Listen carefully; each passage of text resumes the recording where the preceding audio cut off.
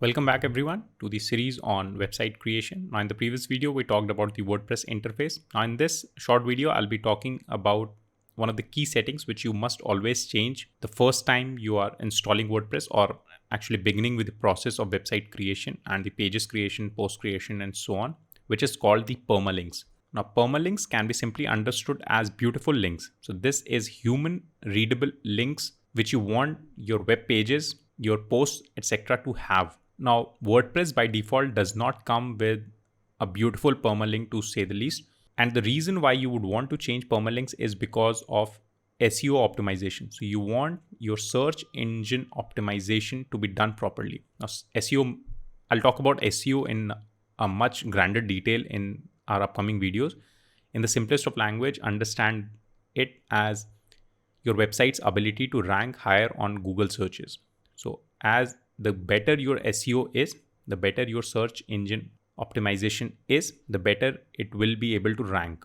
And one of the key criteria is the permalinks itself. And in order to change the permalinks, all we have to do is go inside settings and there is an option of permalinks right there. So I'll just click on where it says permalinks. Now there are different permalinks setup. So the plain permalinks would look something like whatever page you are on, it will give it a number.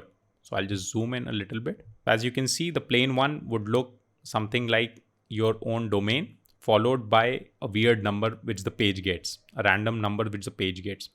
Similarly, the different ones are with the date and time. And as you can understand that these are not very human readable. And the search engine optimization depends upon these links.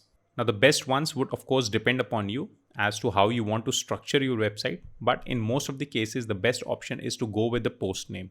So whatever post name or page name you have created will be appended next to the domain name. Now, if you are a college or a school which likes to have its article displayed by dates, you could have actually gone with the date and name or the month and name and so on. Now, this will of course depend upon, as I said, your requirements, but again, choose your permalinks wisely because it's not a good practice to keep changing these URL structures. So this should be done maximum once because otherwise you have to change the settings or at least inform Google about the changes of your settings, which can be a little bit of a pain. So the simplest trick is to always go with the post name once you're done installing your website. In the product permalinks, again, you can choose whichever way you want it to be displayed. The best one is the URL followed by the product. Of course, you can go with the shop base as well. So if you have different products or different categories, you can do that. But in the best case scenario, the custom base works well. So this will be your domain followed by product. All you have to do is click on save changes. And just like that, your permalink structure has been updated and you are good to go. So this is how you change permalink. And to learn more about SEO, just stick around with this entire series.